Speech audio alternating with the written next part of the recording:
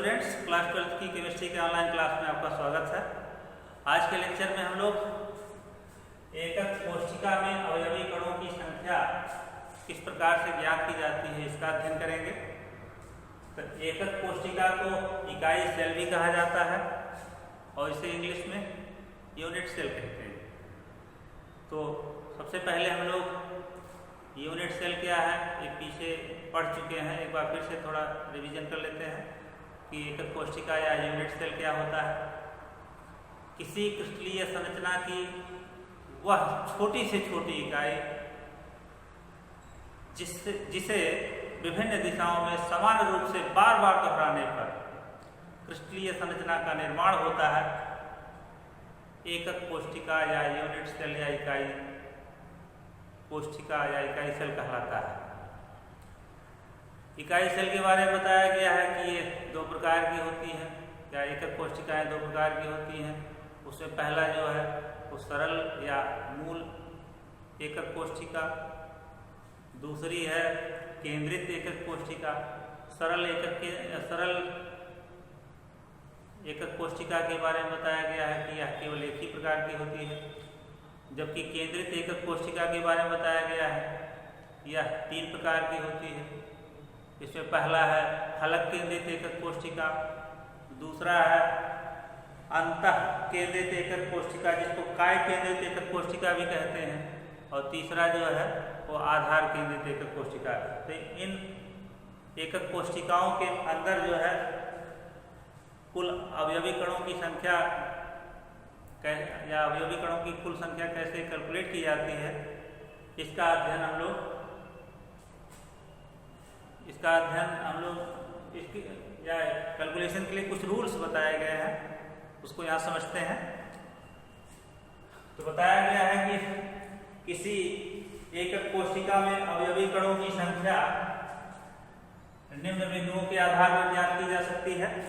सबसे पहले हम लोग एक क्रिस्टलीय संरचना का निर्माण बना लेते हैं, एक क्रिस्टल जालक बना लेते हैं यहाँ पे जिसे समझने में सुविधा होगी।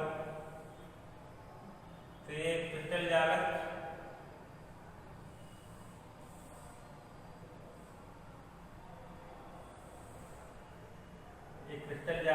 बना दे रहे हैं।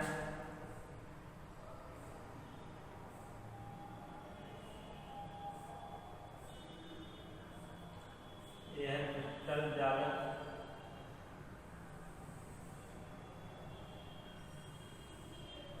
इसमें जैसे किसी गत्ते के अंदर जो है साबुन के पैकेट जो रखे हुए हों या बिस्किट के पैकेट रखे गए हों, बिल्कुल वैसे ही आप किसी गत्ते को या किसी गत्ते में बिस्किट के पैकेट रखे गए हैं, उस गत्ते को पैकेटों को ना निकालकर बल्कि गत्ते को ही फाड़कर अलग कर दिया जाए तो ऐसी ही कुछ संरचना अंदर दिखाई देगी गत्ते के अंदर।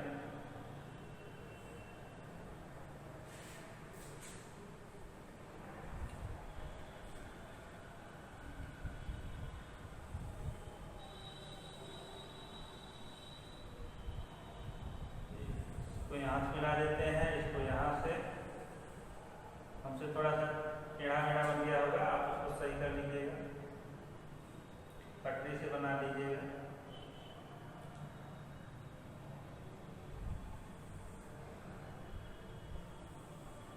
स्केल से बढ़िया लाइन खींच के बनाइएगा आप लोग। तो क्रिस्टलीय जालक या क्रिस्टल जालक ये हो गया। अब इसी से डेफिनेशन आपको बताई गई है कि किसी क्रिस्टल जालक, इसे में यूनिट सेलों को हम लोग देख लेते हैं। एक यूनिट सेल देखिए, एक ये हो गया, ये 2 3,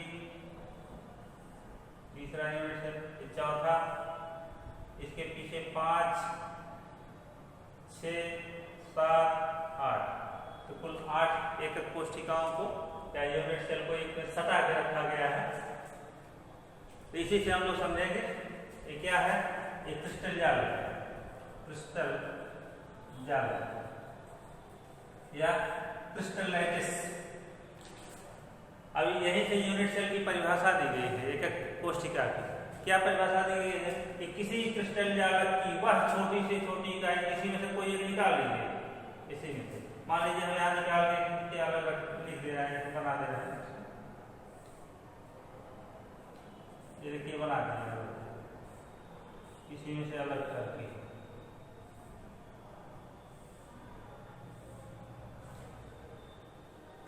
किसी क्रिस्टल जालक की वह छोटी से छोटी इकाई, यहां से ये निकाल दिया गया, एक निकाल दिया गया बाहर, ये देखिए हमने निकाल दिया इसमें,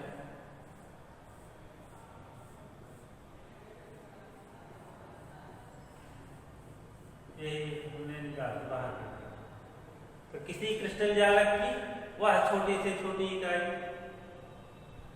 जिसे विभिन्न दिशाओं में समान रूप से बार बार दोहराने पर, विभिन्न दिशाओं में इधर भी पीछे भी, विभिन्न दिशाओं में बार बार दोहराने पर क्रिस्टल जालक का निर्माण होता है या क्रिस्टलीय संरचना का निर्माण होता है, उसे एकक कोशिका कहते हैं। अब इन्हीं एकक कोशिकाओं में के बारे में बताया गया कि ये एकक कोशिकाएं जो है वो दो प्रकार की होती हैं। उसमें पहली जो बताई गई है वो सरल एकक कोशिका या मूलभूत एकक कोशिका। अब मूलभूत एकक कोशिकाओं के बारे में पीछे आपने डेफिनेशन पढ़ा था कि वे एकक कोशिकाएं जिसमें अवयवी कण केवल उसके कार्नर पर स्थित होते हैं, उन्हें सरल या मूलभूत एकक कोशिका कहते हैं। तो इन मूलभूत एकक कोशिकाओं में अवयवी कण कितने होंगे, तो इसके लिए एक रूल दिया गया है। क्या बताया गया है कि किसी एकक कोशिका के कोनों पर स्थित अवयवी कण, यहाँ पे पहला रूल जो है वो सरल एकक कोशिका के बारे में बताया गया है कि किसी एकक कोशिका के, ये सब जगह लागू होगा लेकिन पहले रूल हम लोग लिख लेते हैं तो समझते हैं इसको। किसी एकक कोशिका के कोनों पर स्थित अवयवी कण, अब अवयवी कण कौन कौन हो सकते हैं? अगर परमाणविक ठोस है परमाणु अवयवी कण होगा, आणविक ठोस है तो अणु होगा, आणविक ठोस है तो आयन होगा।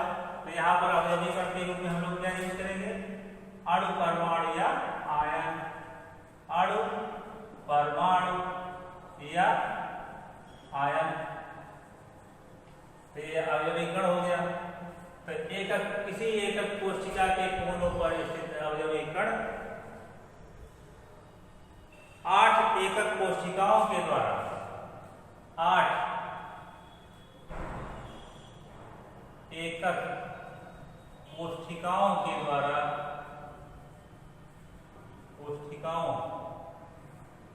द्वारा, सहभाजित होते हैं, सहभाजित होते हैं। 8 एकक कोशिकाओं के द्वारा सहभाजित होते हैं। अतः एकक कोशिका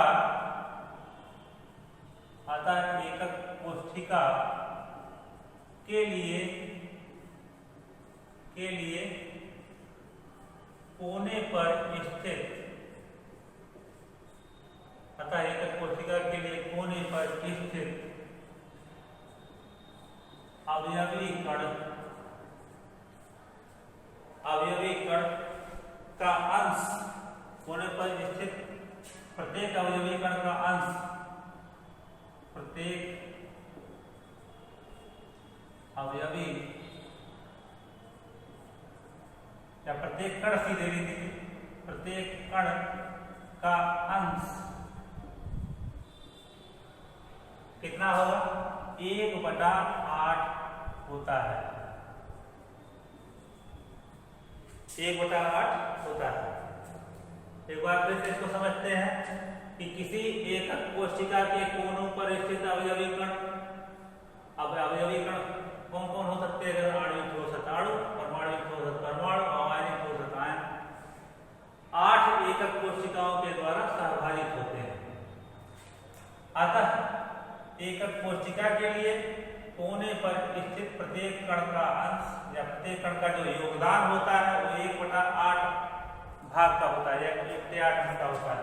अब इसको समझते हैं, जैसे यहाँ पर थोड़ा किनारे यहाँ समझने में दिक्कत होगी, लेकिन हम लोग यहाँ अगर बीच में समझते हैं तो देखिए, जैसे यहाँ पर अगर कोई कण इस कॉर्नर पर स्थित हो, यहाँ पर जैसे ये मान लीजिए ये वाला जो हम निशान जिसमें निशान बना हुआ है, इसे देखिए, अगर मान लीजिए यहाँ पर कोई अवयवी कण है, यहाँ पर तो इस अवयवी कण को यहाँ समझिए कि इसमें देखिए कितने कण का कितने अवयवी कण इन्वॉल्व है इसमें। इसी में देखिए ये सामने का पहला वाला जो है जिसपे 1 नंबर लिखा हुआ है, इसका भी कुछ अंश निकल गया है इसमें। इसको यहाँ पे आप ऐसे ही समझ लीजिए कि जैसे कोई एक गेंद है, इसको कोई गेंद है, इसको आधे पर से कट कर दिया जाए, और जब कट कर देंगे तो ऐसे आ जाएगा सामने, और फिर इसको भी 4 टुकड़े में से डिवाइड कर दिया जाए, और जो आधा कटा है उसको भी 4 टुकड़े में डिवाइड कर दिया जाए, यानी कुल 8 टुकड़ा बनना चाहिए। जैसे आलू लेकर के उसको काट दिया जाए कुल 8 टुकड़ों में, तो जैसे आधे में जो 4 टुकड़ा और आधे में 4 टुकड़ा, तो आधे का जो ये 4 है, जैसे यहाँ देखिए, तो इसमें पहले में 1 टुकड़ा चला गया, मान लीजिए पहले का, दूसरे साइड में जो बगल में रखा है दूसरे में चला गया, ऐसे फिर जो ये नीचे इस साइड में जैसे यहीं से कट करके इतना अलग कर दिया गया, और जब अलग किया गया तो इतना जो है मान लीजिए 7वें और 8वें चला गया, तो कुल मिलाकर इतने पर से इतना पहले दूसरे 7वें 8वें चला गया आधा। वो आधा जो बचा है, वो आधा जो बचा हुआ है वो 3 तीसरे में गया, चौथे में गया, और छठवें और मतलब 5वें 6वें में चला गया। तो इस तरह से आप देख रहे होंगे कि यहाँ पर जो कॉर्नर, यहाँ पर जो कोने पर स्थित कण है वो कुल 8 भाग में डिवाइड कर दिया गया है, और एक एकक कोशिका में उसका जो योगदान होगा वो 1/8 भाग का होगा या 1/8 अंश का होगा। तो इस तरह से जो है कोने पर स्थित जो अवयवी कण होते हैं वो एकक कोशिका के अंदर 1/8 अंश का योगदान देते हैं। तो ये हो गया। यहाँ से अगर मैं क्लियर हो तो यहाँ पे देखिए, अगर मान यहाँ से हमने एक जब इसको अलग किया काट के, तो जैसे इतना अंश निकल करके बाहर आएगा, इस कॉर्नर में मान लीजिए लेके आया होगा, तो यही 1 टुकड़ा लेके आया होगा, जब यही 1 टुकड़ा लेगा, तो जब 1 टुकड़ा लेके आया तो 1/8 8वां हिस्सा लेके आया अपने साथ, इतना तो ऐसे 8 कॉर्नर है तो 8 जगह यही ऐसे ऐसे लेके आए, 8 कॉर्नर पे 8 जगह ऐसे। तो इस तरह से कोने पर स्थित अवयवी कण उस एकक कोशिका में 1/8 अंश का योगदान देते हैं। तो ये पहला हो गया। दूसरा आप समझते हैं, दूसरे के बारे में बताया गया कि अगर कोई एकक कण, कोई अवयवी कण जो है एकक कोशिका के फलक पर स्थित है तो उसका कितना योगदान होता है। तो बताया गया है कि एकक कोशिका के फलक पर स्थित जो अवयवी कण होता है, उदाहरण के तौर पर इसी में समझिए, जैसे फलक, जैसे एकक कोशिका हमने बना दिया,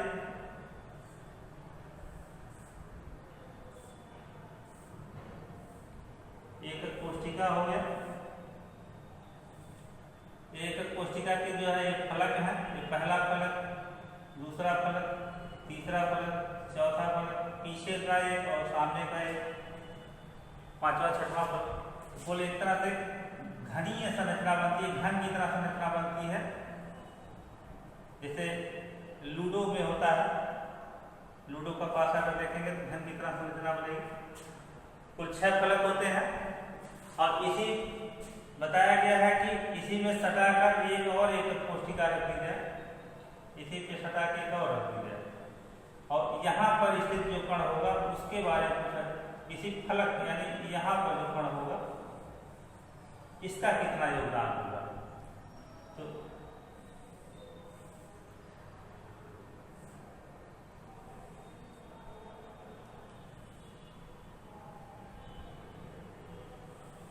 ये है।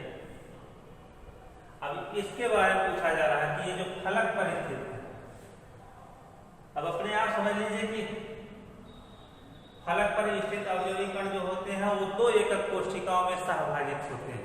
यानी अगर आधा इसको अलग कर दिया जाए तो आधा कट के चला जाएगा दूसरी ओर, मतलब इस एकक कोशिका के साथ चला जाएगा, वो आधा बचेगा।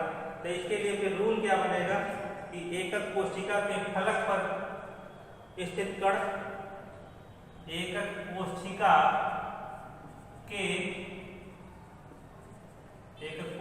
के फलक फेस जो होता है, फेस, इसी फेस या फलक पर स्थित कण या अवयवी कण दो एकक कोशिकाओं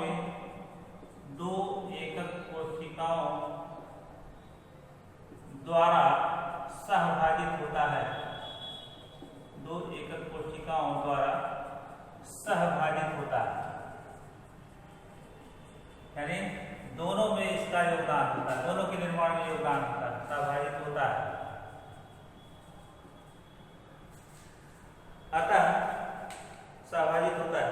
अतः एक एकक कोशिका के लिए, इसी लिख दे रहे हैं, अतः एक एकक कोशिका के लिए, अतः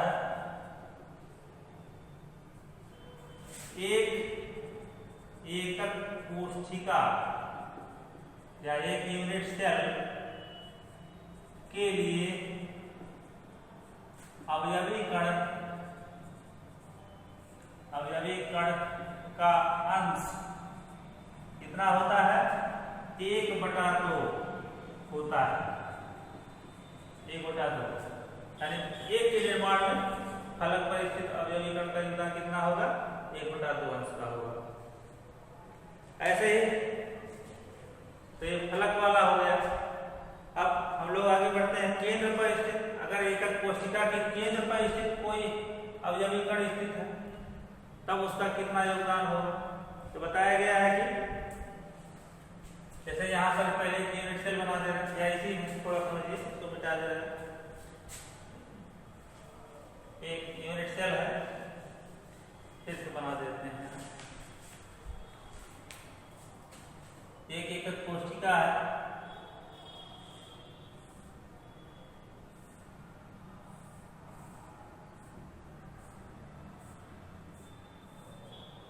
एकक कोशिका है, यहाँ बीचों बीच स्थित एक कण है, एकक कोशिका के बीच में स्थित है, केंद्र पर, इसको कह सकते हैं एकक कोशिका केंद्र पर स्थित अवयवी कण का कितना योगदान होता है। तो बताया गया है कि एकक कोशिका के, किसी एकक कोशिका के केंद्र पर स्थित किसी एकक कोशिका के केंद्र पर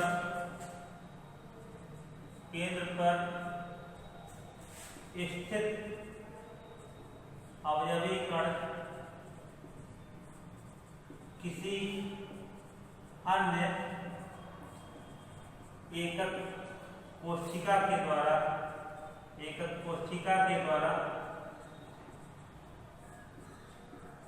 सहभाजित नहीं होता,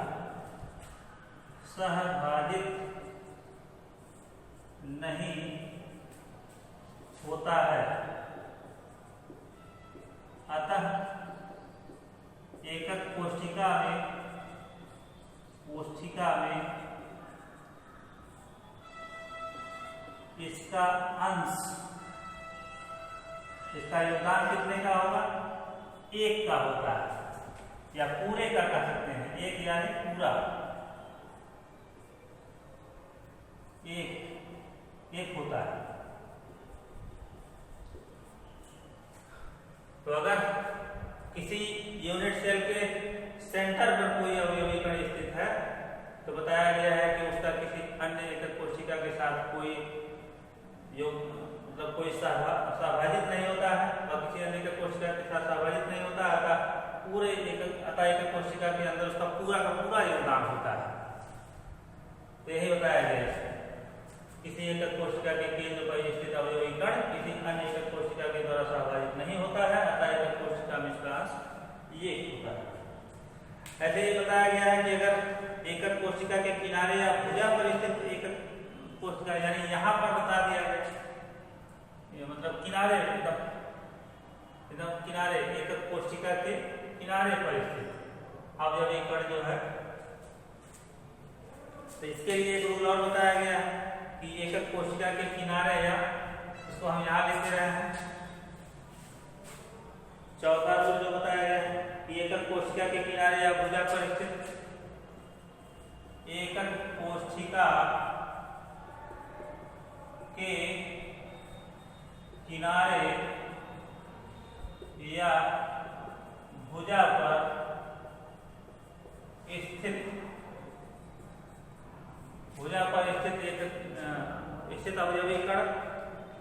अवयवी कण चार एकक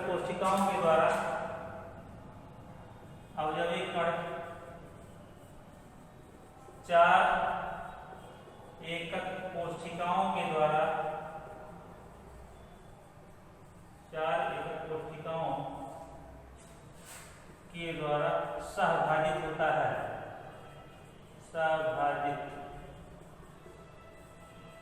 होता है। अतः एकक कोशिका के निर्माण में इसका योगदान 1/4 अंश का होता है। अतः एकक कोशिका